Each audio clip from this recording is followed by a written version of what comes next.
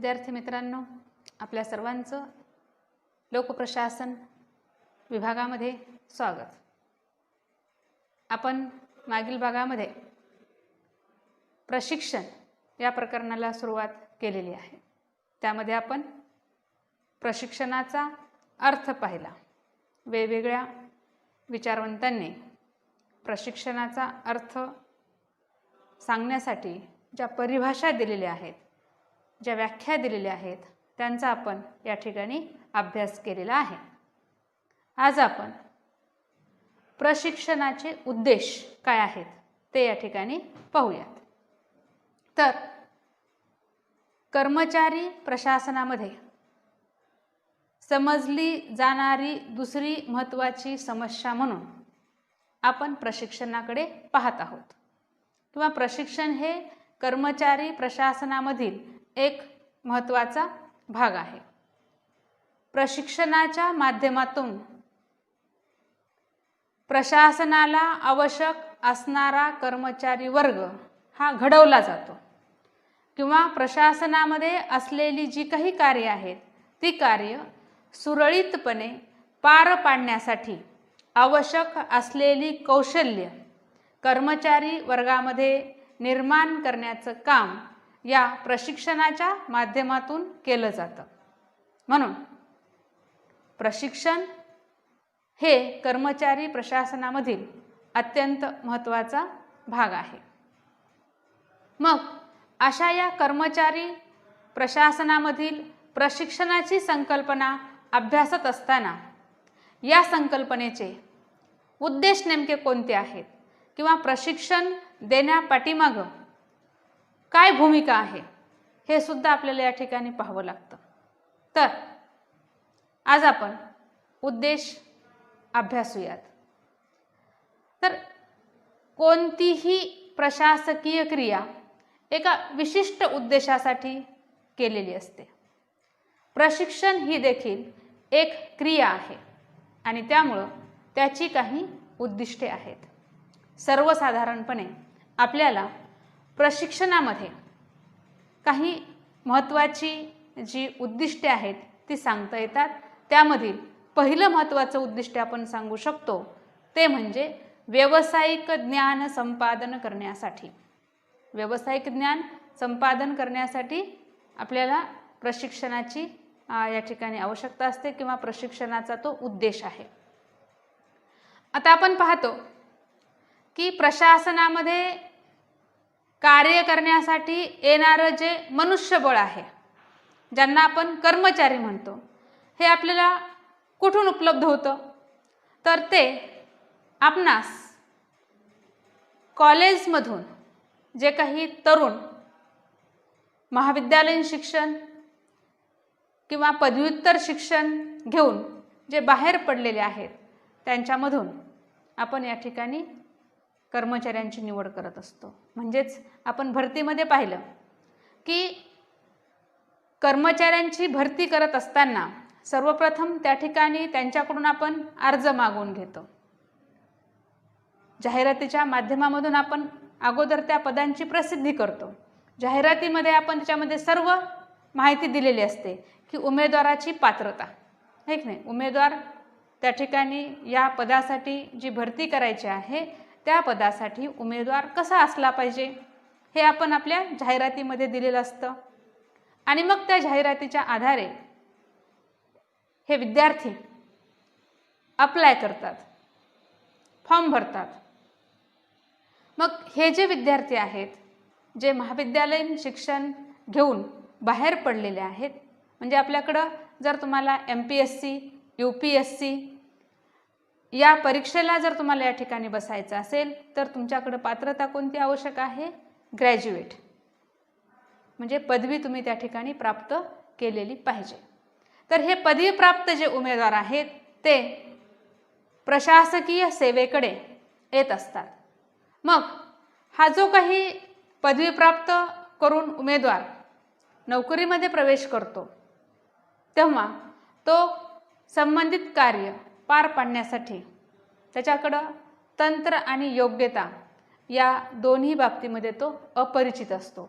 म्हणजेच त्याला कोणत्या पद्धतीनं त्याचं टेक्निकल जे आहे त्या कामाचं ते त्याला त्या ठिकाणी माहीत नसतं, त्या कामाविषयीची त्याला कुठलाच अनुभव त्या ठिकाणी नसतो आणि मग अशा परिस्थितीमध्ये त्याला या ठिकाणी म्हणजे कार्य करत असताना अडचणी येण्याची शक्यता असते किंवा त्याच्याकडून चुका होण्याची सुद्धा शक्यता असते. म्हणून या उमेदवाराला प्रशिक्षणाद्वारे हे ज्ञान दिलं जातं. म्हणजे प्रशिक्षणाच्या माध्यमामधून त्याला प्रत्यक्षात त्या संघटनेमध्ये त्या पदावरती जाऊन जी काही कामं करायची आहेत त्या कामांची पूर्व माहिती किंवा त्याची ओळख प्रथमतः त्याला प्रशिक्षणाच्या माध्यमामधून करून दिली जाते. म्हणूनच G.C. सिंघवी या विचारवंतांनी असं म्हटले पहा की प्रशिक्षण हा असा संघटित प्रयत्न आहे की ज्याद्वारे नौकरास व्यावसायिक ज्ञान दिले जाऊन चातुर्याची लागण केली जाते. पहा, म्हणजेच सिंघवी यांना असं म्हणायचं आहे की प्रशिक्षण हा एक संघटित प्रयत्न आहे. म्हणजेच या ठिकाणी एका व्यक्तीसाठी प्रशिक्षण असत नाही, तर प्रशिक्षणासाठी अनेक उमेदवार त्या ठिकाणी उपस्थित असतात आणि ह्या सर्व म्हणजे एकाच पद्धतीची कामं करणारे जे काही त्या ठिकाणी उमेदवार आहेत. समजा आता या ठिकाणी आपल्याला पोलीस डिपार्टमेंटमधल्या कर्मचाऱ्यांना प्रशिक्षण द्यायचं आहे की ज्यांची कॉन्स्टेबल म्हणून त्या ठिकाणी निवड झालेली आहे. तर अशा सर्व उमेदवारांना किंवा कॅन्डिडेटला त्या ठिकाणी एकाच ठिकाणी, मग ते नाशिकला असेल, आपल्याकडं PSI या पदासाठी जे प्रशिक्षण आहे ते नाशिक या ठिकाणी दिलं जातं.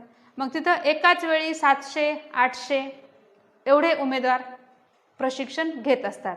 म्हणून त्याला काय म्हणायचं, तो संघटित प्रयत्न आहे एकाच वेळी. आणि तिथं एक व्यवस्था निर्माण करण्यात आलेली आहे, संघटना आहे, प्रशिक्षण केंद्र आहे आणि त्या माध्यमामधून त्या उमेदवारांना व्यावसायिक ज्ञान हे दिलं जातं.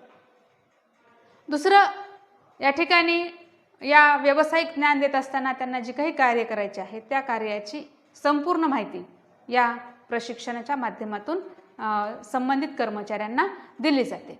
यानंतर दुसरं जे वैशिष्ट्य आहे ते दुसरं वैशिष्ट्य म्हणजे आपल्याला असं सांगता येतं की भविष्यकालीन व्यवस्थेचा आधार. म्हणजे प्रशिक्षण हा काय आहे, भविष्यकालीन व्यवस्थेचा आधार आहे. म्हणजे भविष्य काळामध्ये ज्या काही संभाव्य समस्या उद्भवणार आहेत, संभाव्य ज्या काही आपल्या गरजा निर्माण होणार आहेत त्या गरजांची पूर्तता करण्यासाठी सुद्धा प्रशिक्षणाचा उद्देश असतो. म्हणजेच केवळ आजच्या वर्तमान काळातील कर्मचाऱ्यांना किंवा आजच्या काळामध्ये त्यांना प्रभावी बनवणं, कार्यक्षम बनवणं एवढंच हा प्रशिक्षणाचा उद्देश असत नाही, तर यापेक्षाही पुढे जाऊन या कर्मचाऱ्यांना भविष्यकालीन वरिष्ठ पदाची जबाबदारी सांभाळण्यासाठी समर्थ बनवल्या जातं. म्हणजेच जेव्हा एखादा कर्मचारी आज ज्या पदावरती काम करतो आहे त्या पदावरील जबाबदारीपेक्षा मोठी जबाबदारी जर त्याला सांभाळावी लागली तर ती जबाबदारी सुद्धा त्यानं अतिशय प्रभावीपणे सांभाळावी, या पद्धतीचं त्या कर्मचाऱ्याला बनवण्याचा उद्देश सुद्धा या प्रशिक्षणाचा असतो. म्हणूनच रोस्ट पोलेक हा विचारवंत असं म्हणतो की जर प्रशिक्षणरूपी वृक्षाची गोड फळे चाकायची असतील तर वेळ, कौशल्य व पैशाची अत्यंत चतुराईने गुंतवणूक केली पाहिजे. पहा की या ठिकाणी जर आपल्याला प्रशिक्षणाच्या माध्यमामधून विकास घडवून आणायचा असेल, भविष्यामध्ये आपल्याला जर चांगलं वातावरण निर्माण करायचं असेल तर आपण काय केलं पाहिजे, या ठिकाणी वेळ, कौशल्य आणि पैसा या 3 घटकांची अतिशय चातुर्यानं गुंतवणूक केली पाहिजे. आणि ही गुंतवणूक आपण कुठे करतो, प्रशिक्षणाच्या माध्यमामधून करत असतो. म्हणून भविष्यकालीन व्यवस्थेचा आधार हा एक आपल्या या प्रशिक्षणाचा महत्त्वाचा उद्देश आपण या ठिकाणी सांगू शकतो. दुसरा आहे, तिसरा मुद्दा आपण या ठिकाणी सांगू शकतो, तो म्हणजे नवीन दृष्टिकोनाच्या निर्मितीसाठी. नवीन दृष्टिकोन म्हणजे आज आपण पाहतो की जेव्हा एखादा कर्मचारी संघटनेमध्ये कार्यरत असतो, कुठल्याही प्रशासकीय यंत्रणेमध्ये कार्यरत असतो, जर तो 10 वर्षापासून 15 वर्षापासून त्या संघटनेमध्ये कार्यरत असेल, तर त्याची जी काही कार्यपद्धती आहे ती कार्यपद्धती आता थोडीशी म्हणजे काय म्हणतात आपलं जुनाट किंवा ती बदलणं काळाची गरज असते, किंवा समाजामध्ये ज्या काही बदल घडून येतात त्या बदलानुसार कर्मचाऱ्यांमध्ये सुद्धा नवीन दृष्टिकोन निर्माण करावा लागतो. तेव्हा या प्रशिक्षणाद्वारे प्रस्थापित व्यवस्थेच्या म्हणजे जी आज चालू व्यवस्था आहे त्या व्यवस्थेच्या क्रियाशीलतेत, प्रभावशीलतेत तसेच गतिशीलतेत वाढ केली जाते. म्हणजे आज आपण पाहतो की एक काळ असा होता की आपल्याकडं सर्व जी काही कामं आहेत ती कामं फाईल, अगदी फाईलचे गठ्ठे गठ्ठे गठ्ठे गठ्ठे साठवून त्या ठिकाणी ते मेंटेन केलं जायचं. दुसरं म्हणजे टायपिंगच्या माध्यमामधून त्या ठिकाणी जे कागदपत्र आहेत ते तयार केले जायचे. अगदी 15 वर्षापूर्वी मोठ्या प्रमाणामध्ये ह्या गोष्टींचा वापर केला जात होता. परंतु आपण पाहतो मागील 5-10 वर्षामध्ये कॉम्प्युटर, संगणक याचा वापर प्रशासनामध्ये वाढलेला आहे. आज आपण प्रशासनाला ई प्रशासन म्हणून ओळखतो आहोत. म्हणजेच ई प्रशासन म्हणजे काय, तर प्रशासनामध्ये इलेक्ट्रॉनिक साधनांचा वापर करून सर्व या ठिकाणी म्हणजे कामं ही केली जातात. मग आता या पद्धतीची कामं कर्मचाऱ्यांना आली पाहिजेत. आज आपण पाहतो की जी 15 वर्षापूर्वीची म्हणजे कर्मचारी वर्ग होता तो आजही प्रशासनामध्ये कार्यरत आहे. मग त्यांना आजच्या पद्धतीनं कामं करण्यासाठी त्यांचा दृष्टिकोन बदलला पाहिजे की त्यांना कॉम्प्युटर चालवता आलं पाहिजे, त्यांना इंटरनेटचा वापर करता आला पाहिजे, मेल पाठवता आला पाहिजे, स्वीकारता आला पाहिजे. म्हणजे जे काही आजची जी गरज आहे ती गरज त्यांना त्या ठिकाणी पूर्ण करता आली पाहिजे. तर अशा पद्धतीचा नवीन दृष्टिकोन या कर्मचाऱ्यांमध्ये निर्माण करण्यासाठी आपल्याला त्यांना प्रशिक्षण देणं हे गरजेचं असतं. कारण प्रशासनासमोरील जे काही आव्हानं आहेत ते आव्हानं सतत बदलत असतात. आत्ताच मी तुम्हाला सांगितलं की पूर्वीच्या काळी आपण फाईल, टाईप मशीन याच्या माध्यमातून कामं करत होतो. पण आज जर आपल्याला या ठिकाणी फाईल जर एकत्र करायचे असतील तर आपल्याला असे हे मोठे मोठे गठ्ठे या ठिकाणी करण्याची गरज नाही, तर एका छोट्याशा कॉम्प्युटरमध्ये आपण आपले सर्व डॉक्युमेंट त्या ठिकाणी सुरक्षित ठेवू शकतो. तर ते कसे ठेवायचे याविषयीची माहिती कर्मचाऱ्यांना देणं गरजेचं आहे. म्हणून या ठिकाणी त्यानुसार कर्मचाऱ्यास स्वतःमध्ये बदल करून घेण्याची व परिस्थितीची गंभीरता लक्षात घेऊन त्यानुसार कार्य करण्याची क्षमता ही कर्मचाऱ्यांमध्ये निर्माण केली जाते. आणि म्हणून प्रशिक्षण जे आहे या प्रशिक्षणाचा नवीन दृष्टिकोनाच्या निर्मितीसाठीचा उद्देश आपल्याला या ठिकाणी सांगता येतो. याचबरोबर आपल्याला या ठिकाणी प्रशिक्षण याचा पुढील जो या ठिकाणी उद्देश आहे तो सांगता येतो, तो म्हणजे कर्मचाऱ्यांमधील उणिवा दूर करणे. जो कर्मचारी वर्ग आहे या कर्मचाऱ्यामधील ज्या उणिवा आहेत त्या उणिवा दूर करण्यासाठी. आता आपण पाहतो कर्मचाऱ्यांची भरती आपण गुणवत्तेच्या निकषावर करतो. म्हणजे परीक्षा पद्धतीच्या माध्यमामधून कर्मचाऱ्यांची गुणवत्ता ही तपासली जाते. त्यालाच आपण आज शास्त्रीय पद्धतीनं कर्मचाऱ्यांची भरती केली जाते असं म्हणतो. तर अशा या गुणवत्ताधारक उमेदवारांमध्ये सुद्धा काही उणिवा असू शकतात किंवा आपण ते नाकारू शकत नाही. तर त्या उणिवांमुळे संघटनेला जो अपेक्षित लाभ आहे तो मिळू शकत नाही. कारण त्यांना कशा पद्धतीनं काम करायचं याची जर व्यवस्थित माहिती नसेल किंवा त्यांच्यामध्ये एखादी उणीव असेल तर त्यामुळे संघटनेचं मोठं नुकसान त्या ठिकाणी होऊ शकतं. म्हणून त्यांच्यामध्ये ह्या ज्या काही छोट्या मोठ्या उणिवा आहेत, तो व्यक्ती बुद्धिमान आहे, त्याच्यामध्ये तशी क्षमता आहे, परंतु काही प्रत्येक व्यक्तीमध्ये दोष असतात आणि ते दोष दूर करण्यासाठी आपल्याला प्रशिक्षणाची गरज भासते किंवा त्या कर्मचाऱ्यामध्ये जे काही उणिवा आहेत त्या उणिवा दूर करण्यासाठी च्या उद्देशानं प्रशिक्षण दिलं जातं. म्हणजेच जे आपल्यामध्ये काही सुप्त नकळत आपल्यामध्ये जर काही दोष निर्माण झाले असतील तर ते दोष तो दूर करू शकतो, कारण त्या माध्यमामधून त्यांना ती माहिती दिली जाते आणि त्या व्यक्तीचं मतपरिवर्तन होतं, त्या व्यक्तीच्या स्वभावामध्ये बदल होतो किंवा वारंवार त्या कालखंडामध्ये त्याला त्या सर्व गोष्टी सांगितल्यामुळं त्याचा जो मूळ स्वभाव आहे तो स्वभावसुद्धा काही प्रमाणामध्ये त्या ठिकाणी बदलून त्याच्यामध्ये चांगल्या गुणांची लागण किंवा चांगले कौशल्य त्या कर्मचाऱ्यामध्ये वाढीस लागू शकतात. तर या पद्धतीनं आपल्याला असं म्हणता येतं की कर्मचाऱ्यांमधील ज्या काही उणिवा आहेत त्या उणिवा दूर करण्यासाठी आपल्याला या प्रशिक्षणाचा उद्देश हा सांगता येतो.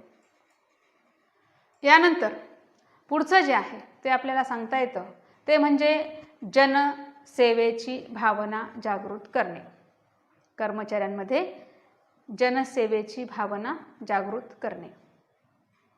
कर्मचारी वर्ग आहे ज्याची निवड गुणवत्ता पद्धतीच्या माध्यमातून केलेली आहे. तर अशा या शासकीय सेवेतील कर्मचाऱ्यांना अधिकार प्रतिष्ठा प्राप्त होते. कारण पहा तुम्ही, मी नेहमीच एक उदाहरण देत असते की किंवा तुम्हाला आठवत असेल फर्स्ट इयरला मी या ठिकाणी खाजगी प्रशासन आणि लोक प्रशासन या दोन्ही प्रशासनामधील फरक पाहत असताना आपण एक महत्त्वाचा फरक पाहिला होता. पहा की शासकीय कर्मचाऱ्यांना सामाजिक प्रतिष्ठा मिळते, तेवढी प्रतिष्ठा खाजगी क्षेत्रामध्ये काम करणाऱ्या कर्मचाऱ्यांना नसते. अगदी या दोघांमध्ये वेतनामध्ये तफावत असेल, उलट पक्षी शासकीय कर्मचाऱ्याचं वेतन हे कमी असेल आणि खाजगी क्षेत्रामध्ये काम करणाऱ्या कर्मचाऱ्याचं वेतन हे जास्त असेल, परंतु प्रतिष्ठा कोणाला जास्त आहे? निश्चितच शासकीय सेवेमध्ये काम करणाऱ्या कर्मचाऱ्याला प्रतिष्ठा प्राप्त होते. कारण का? तर त्यांना तसे अधिकार प्राप्त होतात, त्यांचं एक वजन समाजामध्ये किंवा एक वलय त्यांना त्या ठिकाणी मिळत असतं आणि यामुळं त्यांच्यामध्ये शासकाची वृत्ती निर्माण होण्याचा संभव असतो. म्हणजे मी ग्रेट आहे, माझ्याकडे अधिकार आहेत आणि मग त्या अधिकाराचा मी वापर करू शकतो आणि अशा वेळी अहंकारापोटी या कर्मचाऱ्याकडून एखाद्या म्हणजे एखाद्या व्यक्तीचं नुकसान होऊ नये यासाठी त्यांना ही जाणीव करून दिली जाते की आपली जी सेवा आहे ही सेवा जनतेच्या कल्याणासाठी आहे. आपण जनतेचे सेवक आहोत. म्हणजेच या प्रशिक्षणाच्या माध्यमामधून लोकसेवक व जनता यांच्यामध्ये अंतर निर्माण होणार नाही याची काळजी घेतली जाते. जर लोकसेवक हा अहंकारी असेल, आपल्या अधिकाराचा गैरवापर करत असेल, तर अशा अधिकाऱ्याकडं लोक जाणार नाहीत आणि त्या ठिकाणी काय होईल? या अधिकारी आणि जनता यांच्यामध्ये अंतर निर्माण होईल. जर एखादा अधिकारी हा स्वतःहून एखाद्या ठिकाणी जात असेल, तेथील लोकांची चौकशी करत असेल, आपुलकीने त्यांच्याशी बोलत असेल, तर त्यावेळी तेथील जनता त्या व्यक्तीला आपलं मानते आणि आपले जे काही सुखदुःख आहे ती त्यांच्याशी बोलते. त्यांच्या ज्या काही अडचणी असतील त्या अडचणी त्या ठिकाणी सांगितल्या जातात. म्हणून या ठिकाणी प्रशिक्षणाच्या माध्यमामधून कर्मचाऱ्यांना या पद्धतीनं त्यांना माहिती दिली जाते की आपण जनतेचे सेवक आहोत आणि जनतेच्या अडीअडचणी सोडवणं हे आपलं कर्तव्य आहे. जनतेची सेवा करणं त्यासाठी आपली निवड करण्यात आलेली आहे. आपण या ठिकाणी शासनाचे कर्मचारी आहोत, तसेच आपण जनतेचे सेवक आहोत. ही भावना कर्मचारी वर्गामध्ये निर्माण करण्यासाठी प्रशिक्षण महत्त्वाचं असतं आणि हा उद्देश डोळ्यासमोर ठेवून प्रशिक्षण हे दिलं जातं. अधिकाऱ्यांमध्ये आपण शासक नसून लोकसेवक आहोत ही भावना दृढ करणे हा या प्रशिक्षणापाठीमागचा महत्त्वाचा उद्देश असतो आणि या उद्देशानं प्रशिक्षण हे दिलं जातं. प्रशिक्षणाचा पुढचा उद्देश आहे तो म्हणजे व्यापक दृष्टिकोन बनविणे. कर्मचाऱ्यांचा दृष्टिकोन हा व्यापक बनविण्यासाठी प्रशिक्षण दिले जातं. तर प्रशिक्षणाद्वारे कर्मचाऱ्यांना राष्ट्रीय उद्दिष्टांची जाणीव करून देण्यात येते. म्हणजे मूळ उद्देश आपला या ठिकाणी काय आहे तो त्यांना त्या ठिकाणी सांगितला जातो. तसेच प्रशासनात दाखल झालेला जो कर्मचारी आहे हा कोणत्या तरी जाती, धर्म, भाषा, वंश यामधून आलेला असतो आणि आपण पाहतो की तेथील जे वातावरण आहे त्या वातावरणाचा प्रभाव हा त्या कर्मचाऱ्यावरती पडलेला असतो. म्हणून त्याच्यामध्ये राष्ट्रभावना ही निर्माण करण्यासाठी किंवा त्याच्या ज्या काही मूळ जाणीव त्याच्यामध्ये निर्माण झालेली आहे त्या जाणीवेच्या पलीकडे जाऊन बघण्याची जी काही प्रवृत्ती आहे ती प्रवृत्ती विकसित करण्यासाठी प्रशिक्षण हे दिलं जातं. त्यामुळं जो कर्मचारी वर्ग आहे हा कर्मचारी वर्ग मग खऱ्या अर्थानं राष्ट्रहिताची जपणूक करण्याचं साधन बनतो. निग्रो हा जो विचारवंत आहे हा विचारवंत या दृष्टिकोनातून असं म्हणतो पहा की प्रशिक्षणाचे कार्य कर्मचाऱ्यांमध्ये केवळ यांत्रिक कौशल्य विकसित करण्यापुरतं मर्यादित नाही, तर त्यांचा दृष्टिकोन विशाल व व्यापक बनविणे हे सुद्धा आहे. म्हणजे प्रशिक्षणाचा उद्देश काय आहे तर कर्मचाऱ्यांना यांत्रिक कौशल्य तर द्यायचीच आहेत, परंतु त्याचबरोबर त्यांचा दृष्टिकोन विशाल आणि व्यापक बनवायचा आहे. जर त्यांचा दृष्टिकोन व्यापक बनवला तरच ते या समाजातील प्रत्येक व्यक्तीला न्याय देतील, प्रत्येक व्यक्तीसाठी ते सेवा देतील. आता वेगवेगळ्या समाजामधून आलेला जो कर्मचारी आहे तर जेव्हा तो एक कर्मचारी म्हणून या प्रशासकीय क्षेत्रामध्ये दाखल होतो तेव्हा त्याने कुठल्याही प्रकारचा भेदभाव न करता आपली सेवा दिली पाहिजे की हा माझ्या जवळचा आहे, हा माझा नातेवाईक आहे, अशी भावना त्याच्या मनामध्ये असता कामा नये. उदाहरणार्थ एखादा व्यक्ती हा पोलीस खात्यामध्ये आहे, पोलीस खात्यामध्ये गेल्यानंतर त्याला काय करायचं आहे कायदा आणि सुव्यवस्थेचं म्हणजे संरक्षण करायचे आहे की नाही, कायदा आणि सुव्यवस्था टिकवायची आहे. जेव्हा एखादा व्यक्ती काहीतरी गुन्हा करतो तेव्हा त्याला म्हणजे ताब्यात घ्यायचं आहे, त्याची चौकशी करायची आहे, तर ही चौकशी निपक्षपाती त्यानं केली पाहिजे. कुठल्याही दबावाखाली न येता, कुठल्याही सामाजिक प्रेशरच्या खाली न येता, म्हणजे कोणीही असेल, अगदी त्याच्या जवळची नातेवाईक कोणी असेल आणि त्याच्याकडून जर अशी घटना घडली असेल तर तिथं सुद्धा त्याने कुठल्याही या गोष्टींना थारा न देता निपक्षपातीपणे जो कोणी त्या ठिकाणी खरा गुन्हेगार असेल त्याला शोधण्यासाठी, त्याच्या संबंधित जे काही पुरावे असतील ते पुरावे गोळा करण्यासाठी त्यानं ते कार्य केलं पाहिजे. म्हणजे असा व्यापक दृष्टिकोन की शेवटी त्याला काय अंमलबजावणी कशाची करायची, कायद्याची अंमलबजावणी करायची, कायद्यानुसार त्याला काम करायचं आहे.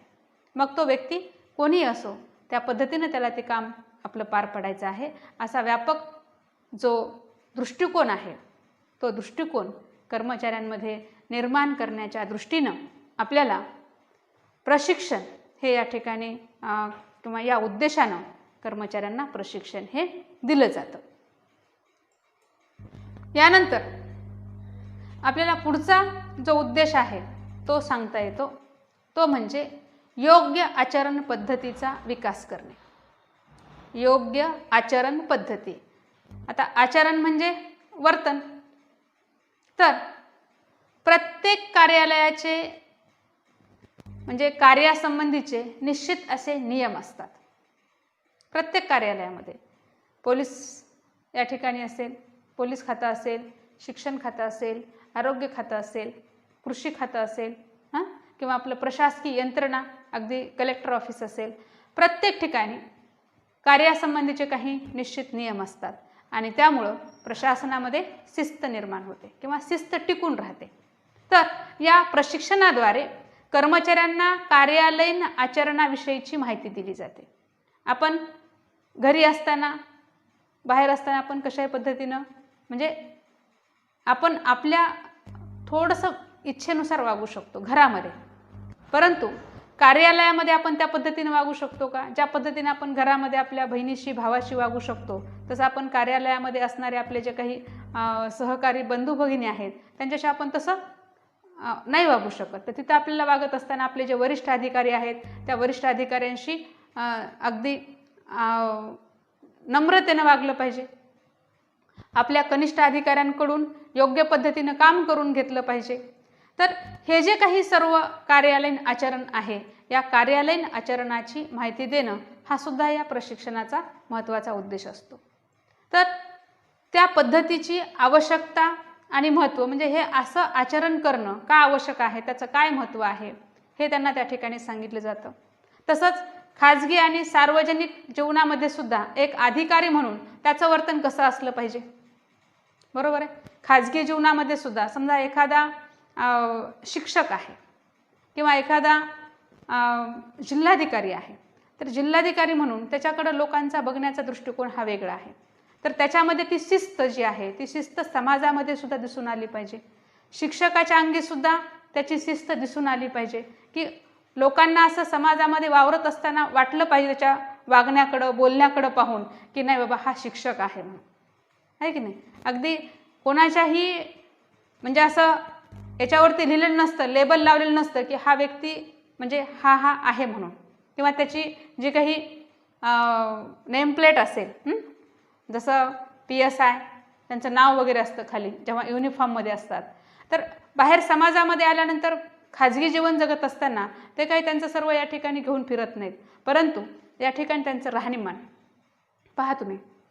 एक गोष्ट तुम्हाला अगदी पटकन लक्षात येईल की जे सैनिक असतात, एखादा सैनिक जर समजा असा कुठे बाहेर समाजामध्ये आला की एखाद्या ठिकाणी गेल्यानंतर तिथल्या लोकांना माहितीसुद्धा नसतं की हा म्हणजे सैन्यामधला कर्मचारी आहे किंवा सैन्यामध्ये काम करणारा तो एखादा अधिकारी आहे किंवा एखादा त्याच्यामधला तो जवान आहे म्हणून, परंतु या ठिकाणी त्याच्या बोलण्यावरून एकूण त्याचं राहणीमान आणि चालणं, बोलण्यापेक्षा सुद्धा त्याचं राहणीमान आणि त्याचं चालणं याच्यावरून लोक निष्कर्ष काढतात बहुतेक ही व्यक्ती सैन्यामध्ये असणार। कशामुळं? त्याचं राहणीमान कसं असतं, आपल्या इकडल्यासारख्या समाजामध्ये राहणाऱ्या लोकांसारखे त्यांचे केस वाढलेले नसतात, टापटीपपणा असतो खूप त्यांच्यामध्ये, त्यांचं चालणं अगदी सरळ असतं। अगदी चालण्यापासूनचं प्रशिक्षणामध्ये त्यांना ह्या गोष्टी दिलेल्या असतात, शिकविलेल्या असतात आणि त्या गोष्टीचा प्रभाव त्यांच्या दैनंदिन जीवनामध्ये सुद्धा आपल्याला दिसून येतो। सामाजिक जीवनामध्ये सुद्धा ह्या गोष्टी दिसून यायला हव्यात, ते ओळखू यायला हवेत। तर त्या पद्धतीचं आचरण शिक्षक असेल, पोलीस असेल यांचं त्या ठिकाणी असलं पाहिजे की त्यांच्या आचरणामधून, त्यांच्या म्हणजे वागण्यामधून त्या ठिकाणी ती जाणीव आपल्याला झाली पाहिजे की ही व्यक्ती या क्षेत्रामध्ये कार्य करणारी आहे। हे त्याच्या म्हणजे एक चांगलं वर्तन त्या अधिकाऱ्याचं, कर्मचाऱ्याचं असलं पाहिजे असं आपल्याला या ठिकाणी म्हणता येईल। म्हणजेच सांगण्याचा उद्देश हा की खाजगी आणि सार्वजनिक जीवनामधील आचरणासंबंधीचा योग्य दृष्टिकोन विकसित करण्याचा उद्देश हा या प्रशिक्षणाचा असतो। त्याचबरोबर यामुळे कर्मचाऱ्यांमध्ये व संघटनेप्रती निष्ठेची भावना वाढीस लागते आणि संघटनेमध्ये अनुशासन येतं। म्हणजेच या ठिकाणी जर या पद्धतीनं कर्मचारी वागत असतील संघटनेमधले, तर त्या संघटनेप्रती एक तर कर्मचाऱ्यांमध्ये उत्साह वाढतो, संघटनेप्रती त्यांची भावना म्हणजे चांगली भावना त्यांच्या मनामध्ये वाढीस लागते, तसेच संघटनेमध्ये एक शिस्त निर्माण होते आणि संघटनेकडं पाहण्याचा समाजाचा दृष्टिकोनसुद्धा चांगला राहतो. तर यासाठी या उद्देशानं आपल्याला हे प्रशिक्षण कर्मचाऱ्यांना दिलं जातं. त्यानंतर आपल्याला पुढचा जो उद्देश आहे तो या ठिकाणी सांगता येतो, तो म्हणजे मनोबलात वाढ करणे, कर्मचाऱ्यांचं मनोबल वाढविणे.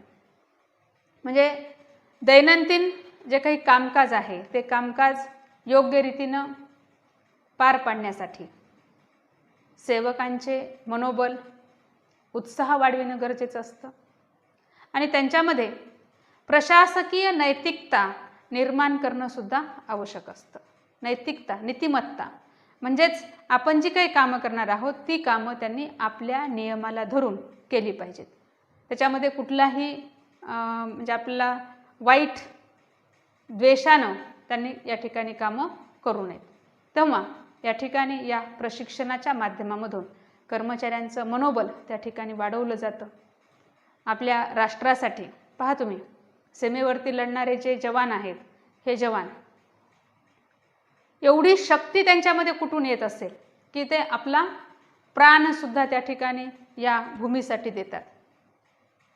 तर याचं गमक हे प्रशिक्षणामध्ये आहे. म्हणजे या प्रशिक्षणाच्या माध्यमामधून मातृभूमीविषयीचं प्रेम त्यांच्यामध्ये एवढं भरलं जातं की ते या मातृभूमीच्या संरक्षणासाठी स्वतःचा प्राण द्यायला सुद्धा मागे हटत नाहीत. अगदी हसत हसत, जसं या ठिकाणी एका वेळी या भारतभूमीला स्वतंत्र करण्यासाठी लोक फासावरती चढले, त्याच पद्धतीनं आजचे जवानसुद्धा या भारतभूमीचं संरक्षण करण्यासाठी हसत हसत शत्रूच्या गोळ्या आपल्या छातीवरती झेलत असतात. त्याचं जे मुख्य कारण आहे ते कारण म्हणजे त्यांना प्रशिक्षणाच्या माध्यमामधून तेवढं आत्मबळ त्यांना दिलं जातं की आपण ह्या राष्ट्राची संरक्षणाची जबाबदारी पार पाडणार आहोत. आपल्या भारतभूमीवरती शत्रूनं कसल्याही पद्धतीनं वाकडी नजर केली नाही पाहिजे. कोणीही आपल्या भारतभूमीवरती आक्रमण करणार नाही यासाठी चौफेर सीमांवरती आपलं सैनिक तैनात आहे आणि अगदी कितीतरी सैनिक आजपर्यंत भारतभूमीच्या संरक्षणासाठी आपले म्हणजे अमर झालेले आहेत, हे सुद्धा आपल्या ठिकाणी माहिती आहे. आणि हे सर्व जे निर्माण करणारी जी व्यवस्था आहे किंवा या पद्धतीनं त्यांच्यामध्ये एवढं ओतपोत जे काही प्रेम आहे ते प्रेम निर्माण करण्याचं उद्देश किंवा ते काही जे काही कार्य आहे ते कार्य या प्रशिक्षणाच्या माध्यमामधून होत असतात. म्हणजे त्यांचं एवढं मनोबल वाढवलं जातं की अगदी आपला प्राण गेला तरी हरकत नाही, परंतु आपल्या भारतभूमीचं संरक्षण झालं पाहिजे. तर त्याच पद्धतीनं प्रत्येक ठिकाणी कार्य करणाऱ्या कर्मचाऱ्यांना प्रशिक्षण दिलं जातं की त्यांना त्यांची जी काही कामं आहेत ती कामं निष्ठेनं करायची आहेत. त्यांच्यामध्ये तेवढं त्यांचं मनोबल त्या ठिकाणी वाढवण्यासाठी हे प्रशिक्षण आयोजित केलं जातं आणि हे प्रशिक्षणाचे आपल्याला उद्देश जे आहेत ते या ठिकाणी सांगता येतं. दुसरं महत्त्वाचं याच्यामध्येच जर आपण थोडक्यात सारांश पाहू लागलो तर प्रशिक्षण हे प्रशासनाची मूलभूत आवश्यकता आहे. केंद्रीय मंत्रिमंडळाच्या सचिवालयाचा कर्मचारी वर्ग आणि प्रशासकीय सुधारणा विभागाकडून सर्व प्रकारच्या म्हणजे कर्मचाऱ्यांसाठी विविध प्रकारच्या प्रशिक्षणाची प्रशासकीय धोरणांची योजना या ठिकाणी राबवली जाते. म्हणजे प्रशिक्षण देण्यासाठी कोणत्या पद्धतीनं प्रशिक्षण दिल्यानंतर त्या ठिकाणी आणखी कार्यामध्ये गती येईल, कर्मचाऱ्यांना त्याचा फायदा होईल, ह्या सर्व गोष्टींचा विचार या प्रशिक्षणाच्या माध्यमामधून होत असतो. तर हे महत्त्वाचे उद्देश डोळ्यासमोर ठेवून प्रत्येक क्षेत्रामधील कर्मचाऱ्यांना प्रशिक्षण हे दिलं जातं. जेवढे काही विभाग आहेत सर्व विभागामधील कर्मचाऱ्यांना हेच उद्देश डोळ्यासमोर ठेवून प्रशिक्षण दिलं जातं अगदी आपल्याकडेच नाही तर जगात सर्वत्र जेवढे काही या ठिकाणी देश आहेत त्या सर्व देशांमध्ये प्रशिक्षण देण्याचे हेच उद्देश या ठिकाणी असतात आणि या उद्देशाने कर्मचाऱ्यांना प्रशिक्षण हे दिलं जातं. तर या पद्धतीनं आपण आज या ठिकाणी जो पुढचा म्हणजे प्रशिक्षणामधील दुसरा भाग या ठिकाणी पाहिलेला आहे. प्रशिक्षणाचे उद्देश व्यवस्थित काळजीपूर्वक हे अभ्यासा, ऐका आणि अडचणी आल्या तर विचारत चला. जोपर्यंत विद्यार्थी काळजीपूर्वक हे ऐकणार नाहीत, याच्यामधल्या शंका विचारणार नाहीत, तोपर्यंत आम्हाला या ठिकाणी समजणार नाही की तुम्हाला आम्ही दिलेला जो काही घटक आहे, जो काही अभ्यास आहे तो किती समजलेला आहे. त्यामुळं सर्व विद्यार्थ्यांना माझी या ठिकाणी विनंती आहे की आपण कृपया या ठिकाणी व्हिडिओ काळजीपूर्वक पहा, शब्दानं शब्द व्यवस्थित ऐका आणि जर एखादा शब्द तुम्हाला त्या ठिकाणी कुठे म्हणजे शंका निर्माण करणार असेल किंवा तुम्हाला त्या ठिकाणी तुमचं स्पष्ट त्या ठिकाणी संकल्पना होत नसेल तर अवश्य तुम्ही याविषयी मला विचारू शकता. तर आपण हा व्हिडिओ पाहिलात, ऐकलात त्याबद्दल आपले सर्वांचे धन्यवाद.